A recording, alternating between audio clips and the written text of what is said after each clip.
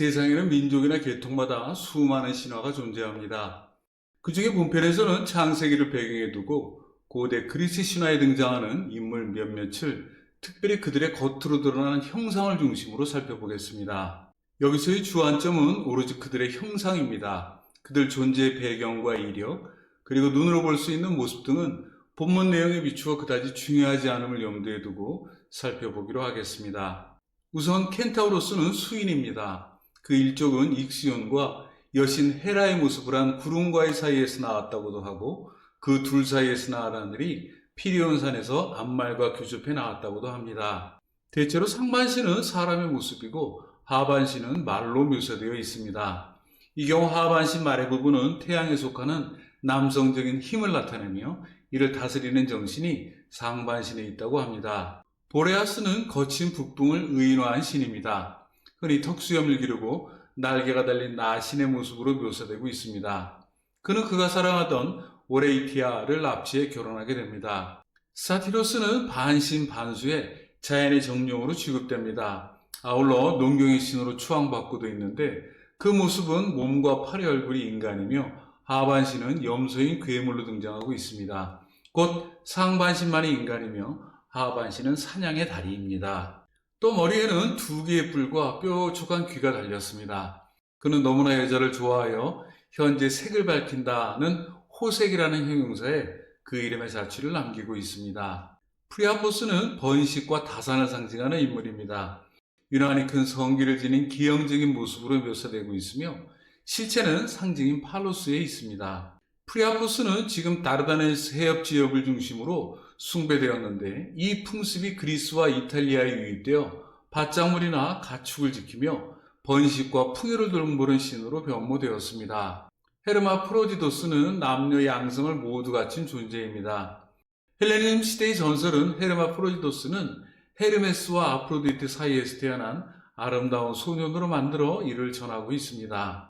전설에 따르면 카리아의 살마키스 샘에 사는 요정이 그에게 반해 헤르마프로디토스와 영원히 결합하게 해달라고 신들에게 간청했다고 합니다. 그 결과 반은 남성이고 반은 여성이 되었다고 전합니다. 피토는 거대한 구렁입니다. 땅의 여신 가이아의 아들입니다. 크기가 누우면 산자락을 덮을 만큼 엄청났다고 하며 때로는 용으로 나타나기도 했습니다. 암컷 피티아를 거느리고 살면서 가야의 신탁을 전하는 일도 수행했습니다. 성질이 극히 포악해 샘물을 마시러 오는 사람과 짐승을 함부로 잡아먹다가 어느 날 신탁소를 세울 장소를 찾아 헤매던 아폴론의 활에 맞아 죽었다고 합니다. 몇 안 되지만 이상에서 살펴본 그리스 신화에 등장하는 인물들을 통해 제가 여기서 특별히 이야기하고자 하는 것은 그들의 면면과 이력을 설명하고자 함이 아닙니다. 그것은 다름 아닌 그들 세계의 근원과 종말을 이야기하고자 함입니다. 참고로 여기서 세계는 대대로 내려오는 계통으로서 족보를 말합니다. 이를 위해 먼저 생각해 볼 것은 하나님께서 처음 창조하신 인간을 무엇 때문에 대홍수로서 멸절하셨는가에 대한 이유부터 따져보아야 합니다.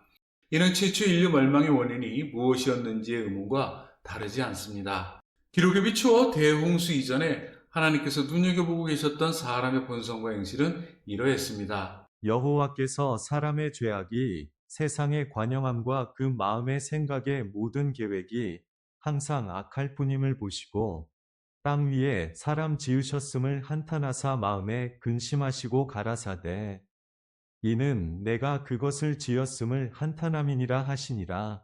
때에 온 땅이 하나님 앞에 패괴하여 강포가 땅에 충만한지라.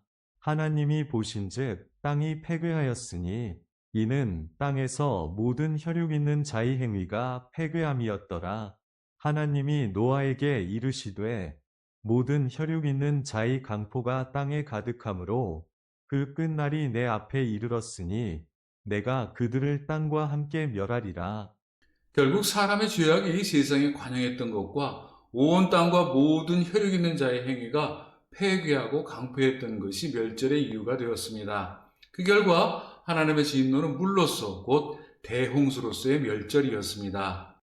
그렇다면 관영한 죄와 폐괴하고 강포했던 행위의 실체는 무엇일까요? 저는 그 실체를 육신이 입은 사람의 음란이라고 생각하고 있습니다. 대홍수 이전에 성서는 다음과 같이 기록하고 있습니다. 사람이 땅 위에 번성하기 시작할 때에 그들에게서 딸들이 나니 하나님의 아들들이 사람의 딸들의 아름다움을 보고 자기들이 좋아하는 모든 여자를 아내로 삼는지라. 여호와께서 이르시되 나의 영이 영원히 사람과 함께하지 아니하리니 이는 그들이 육신이 됨이라. 그러나 그들의 날은 120년이 되리라 하시니라. 이 같은 음란으로 인해 하나님께서는 죄의 대가로 인간의 수명을 단축하시게 되었으나 그럼에도 인간의 음란은 그치지 않고 물결처럼 널리 퍼져만 갔습니다. 대홍수로 쓸어버리셨어도 인간은 이에 굴하지 않았던 것입니다. 그때 이 같은 음란이 횡행하고 널리 관영된 곳이 다름 아닌 소돔과 고모라였습니다. 창세기 기록에 따르면 사람으로 변한 천사 둘이 아브라함의 조카 롯의 집에 거하게 되었는데 당시 이를 본 소돔 사람들은 그 두 사람 곧 천사들을 롯에게 끌어내게 해 그들의 몸을 요구하게 됩니다. 그 요구는 다름 아닌 동성애를 만끽하기 위해서였습니다. 이 모습을 본 롯은 당시 가나안의 풍습에 따라 천사를 대신해 자신의 딸을 소돔 사람들에게 주고자 했습니다. 그럼에도 소돔 사람들의 행패는 이만저만이 아니었습니다. 소돔 사람들은 롯의 집에 거하고 있던 외지인으로서 천사 둘을 그들의 정욕을 채우기 위해 집요하게 유겼던 것입니다. 당시 그곳에는 이 같은 동성애는 물론이고 짐승과의 수간을 포함해 사람이 할 수 있는 모든 음란을 거침없이 자행하고 있었습니다. 그들의 눕기 전에 그 성 사람 곧 소돔 백성들이 물론 노소하고 사방에서 다 모여 그 집을 애워싸고 롯을 부르고 그에게 이르되 이 저녁에 내게 온 사람이 어디 있느냐 이끌어내라 우리가 그들을 상관하리라. 롯이 내 형제들아 이런 악을 행치 말라. 내게 남자를 가까이 아니한 두 딸이 있노라. 청컨대 내가 그들을 너희에게로 이끌어내리니 너희 눈에 좋은 대로 그들에게 행하고 이 사람들은 내 집에 들어왔은즉 이 사람들에게는 아무 짓도 하지 말라. 그 사람들이 롯에게 이르되 이 외에 내게 속한 자가 또 있느냐? 내 사위나 자녀나 성 중에 내게 속한 자들을 다 성 밖으로 이끌어내라. 그들에 대하여 부르짖음이 여호와 앞에 크므로 여호와께서 우리로 이곳을 멸하러 보내셨나니 우리가 멸하리라. 하나님께서는 이같이 널리 관영한 그곳 소돔 사람들의 음란과 행악을 아시고 유황과 불을 그곳에 비같이 내리셔서 소돔성뿐만 아니라 그 성에 딸린 들과 성에 거주하는 모든 백성과 땅에 난 것을 다 엎어 멸하시고야 맙니다. 여호와께서 하늘 곧 여호와에게로서 유황과 불을 비같이 소돔과 고모라에 내리사 그 성들과 온 들과 성에 거하는 모든 백성과 땅에 난 것을 다 엎어 멸하셨더라. 이는 신약에서의 증거와도 다르지 않습니다. 소돔과 고모라와 그 이웃 도시들도 그들과 같은 행동으로 음란하며 다른 육체를 따라가다가 영원한 불의 형벌을 받음으로 거울이 되었느니라. 그렇다면 다시금 생각해 보기에 음란이라고 하면 무엇을 의미하는 것일까요? 생각해 보기로 하겠습니다. 음란의 사전적 의미는 음탕하고 난잡함을 말합니다. 성경적으로는 생명으로서 하나님의 형상을 따라 창조된 사람이 한낱 육신의 정욕을 앞세워 그 본질을 망각하는 행위를 일컫습니다. 곧 음란은 하나님 사랑으로 창조된 사람이 그 사랑에 빗대어 사람을 사랑하지 않고 죄의 본체로서 육신을 입은 사람을 사람의 정욕으로 탐하는 것이라고 말할 수 있습니다. 이는 하나님의 사랑에 빗댄 사람의 사랑은 고귀하고도 아름다운 것인 반면에 사람이 육신에 관계한 사람의 정욕에 기한 음란은 더러운 죄 그 자체임을 의미합니다. 성경에 기록된 대로 하나님의 생기에 힘입어 생명으로 창조된 사람의 음란은 다음과 같았습니다. 보면 볼수록 기가 막힌 일이지만 본래 이것이 우리 사람이었습니다. 관영한 죄의 주체로서 말입니다. 내 어미의 하체는 곧 내 아비의 하체니 너는 범치 말라. 너는 계모의 하체를 범치 말라. 이는 내 아비의 하체니라. 너는 내 자매의 하체를 범치 말지니라. 너는 타인의 아내와 통간하여 그로 자기를 더럽히지 말지니라. 너는 여자와 교합함 같이 남자와 교합하지 말라. 이는 가증한 일이니라. 너는 짐승과 교합하여 자기를 더럽히지 말며 여자는 짐승 앞에 서서 그것과 교접하지 말라. 이는 문란한 일이니라.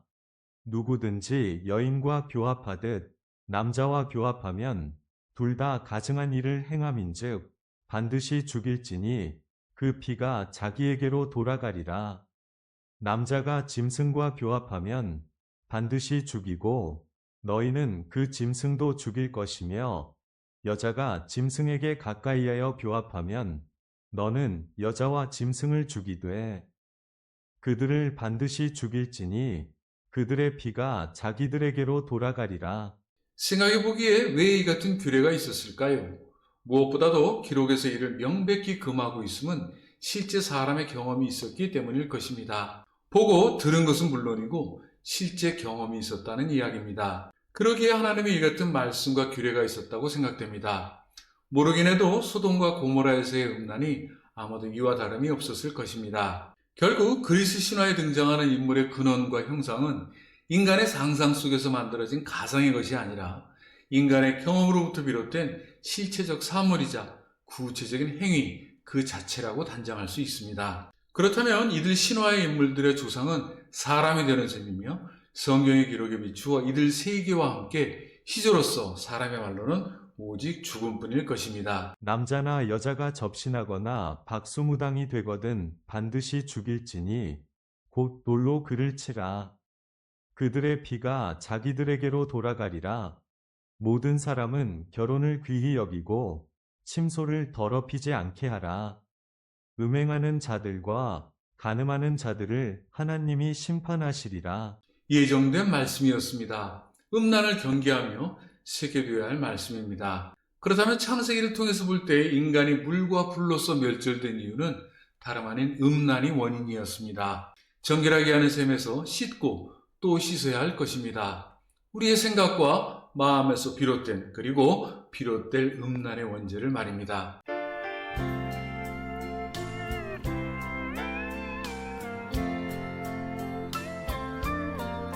If I walk in the pathway of duty,